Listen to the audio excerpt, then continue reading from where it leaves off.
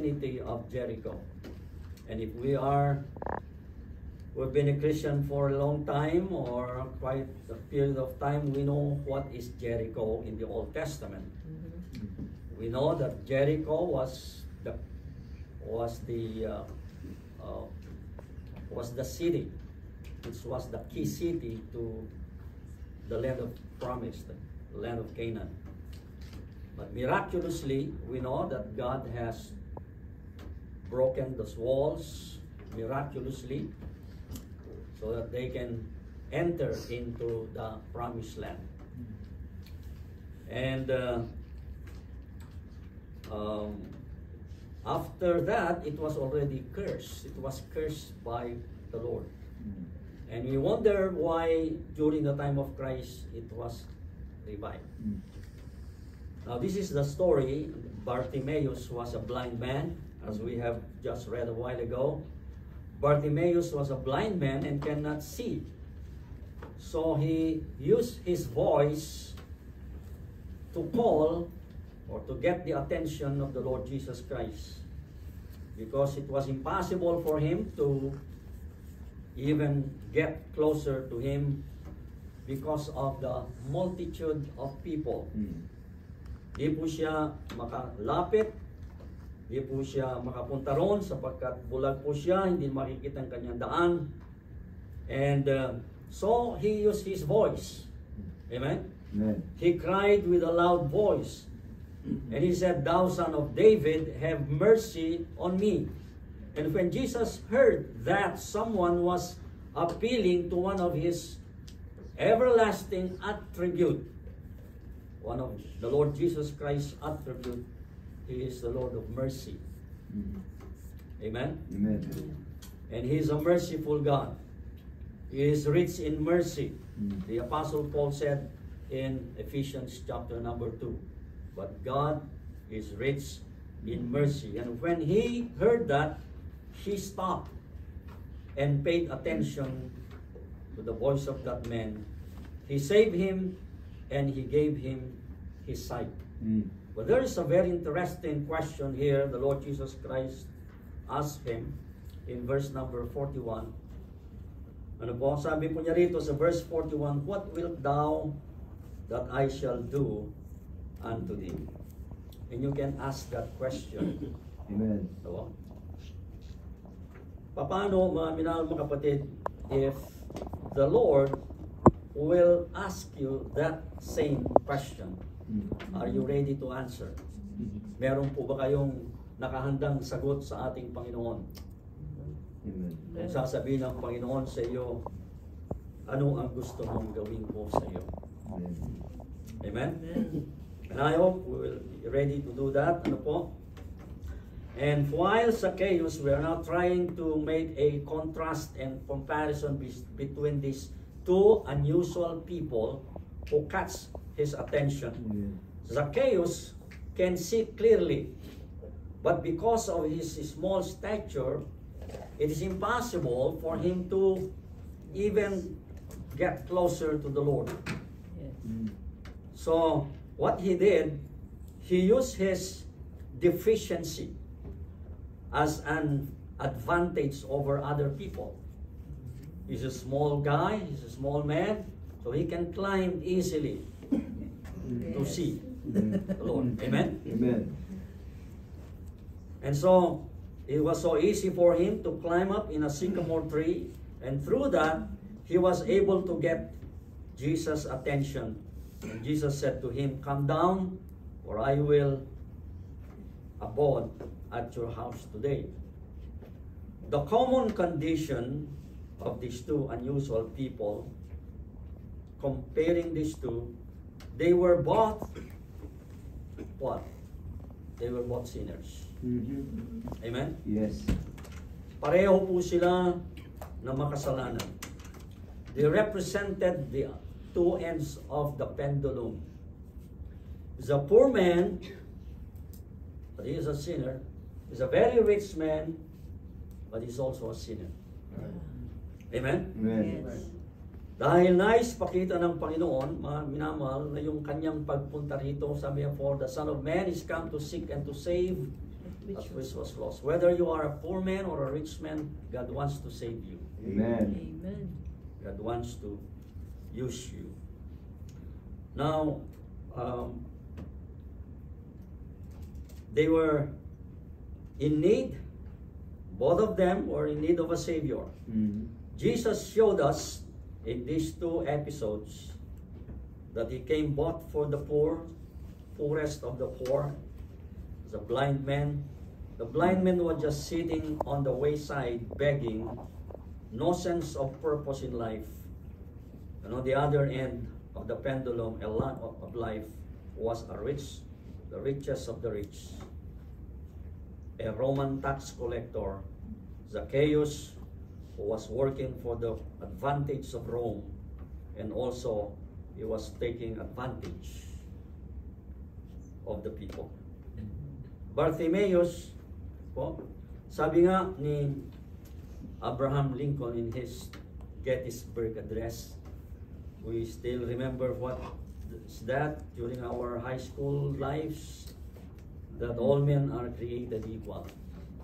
In the sight of God, we are all equal, we are all sinners, for all have sinned and come short of the glory of God. Amen? And we needed to be saved. At yun ang dahilan, mga minamahal, kung bakit naparito si Jesus upang hanapin at iligtas ang mga nawawala. Both realize something. These two men both realized something. Bartimaeus realized that what man can give is not enough. He was a beggar. You know that. Amen? But he realized that what man can give is not enough. It is never satisfying. Zacchaeus, on the other hand, realized money is not the answer. Amen. Amen? Kaya nga po, mga minamahal, ay sa atin, ano po, paano po yung ating kalagayan? What about you? What is your condition? Physically or spiritually? And whatever is your condition, sakop ka ng pag-ibig ni Kristo. Amen? Sakop po tayo ng pag-ibig ni Kristo. He came for us. They were both commendable. Both of them manifested the fruit of their true conversion. Bartimaeus, who was blind and poor, has no appointments. He is not occupied of anything, so that when he got saved, he followed the Lord Jesus Christ and served Him. And he was glorifying God, as we have just read a while ago. Ano po? Ito pong si Bartimaeus, nung siya po'y maligtas, he immediately received his sight and followed Him, glorifying God. And all the people, when they saw it, gave praise unto God. Now, on the other hand, mga minahal mga kapatid sa Panginoon, actually the ultimate purpose of our existence is to glorify God. Amen. Yung pong pagbibigay ng kaluwalhatian sa Diyos ay pwedeng magawa ng isang mahirap, walang pinag-aralan, ang sino mang uri ng tao. We are in an equal footing. You can give glory to God. Pwede po natin gawin yan. What a drastic change in the life and in his condition. While on the other hand, Zacchaeus have much money, but he cannot give his time because of the nature of his occupation. Amen? Amen. And I believe many of you are like Zacchaeus. You're also preoccupied with your occupations because of the nature of your work. But he gave his money for the cause of Christ. Tignan yung sabi niya rito, Panginoon,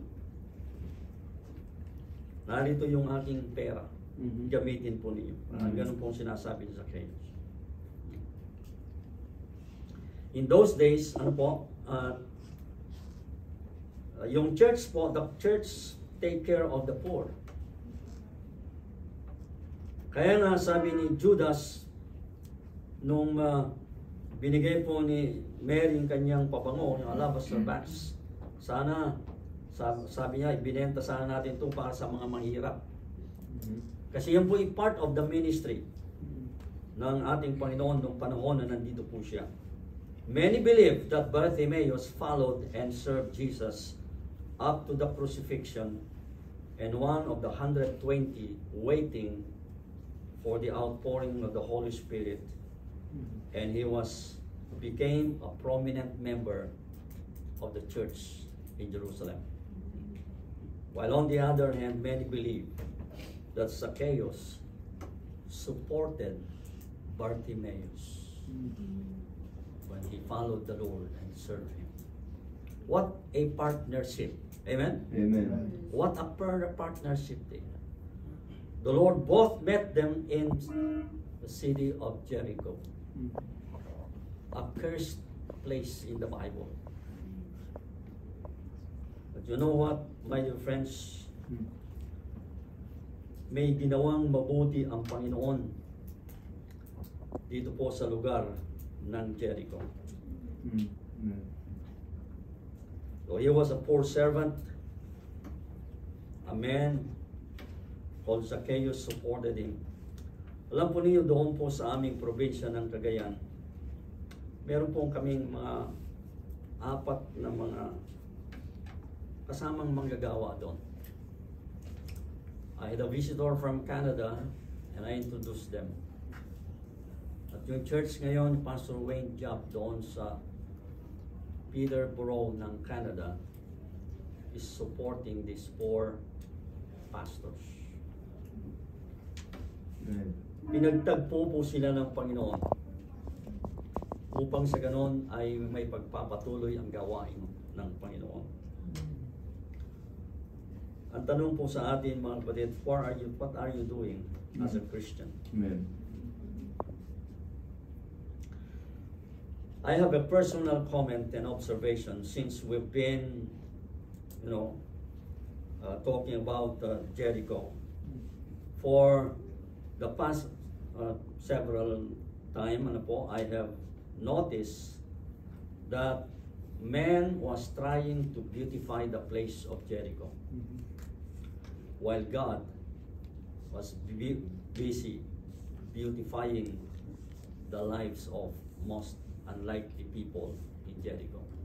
Amen. I observed that as I studied this part of the scriptures, dahil ito kasing lugar na ito ng Jericho, na katulad ng ating sinabi, isinumpa ng Diyos yung lugar na yan.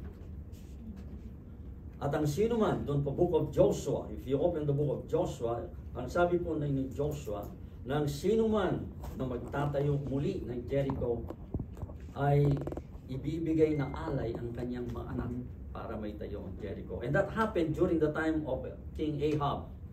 King Ahab, during the time of Elijah, the prophet Elijah. Ang pangalan po niyo ay si Hiel, who builded the ruins of Jericho in 1 Kings chapter number 16. In the New Testament, sa New Testament, a man named King Herod the Great.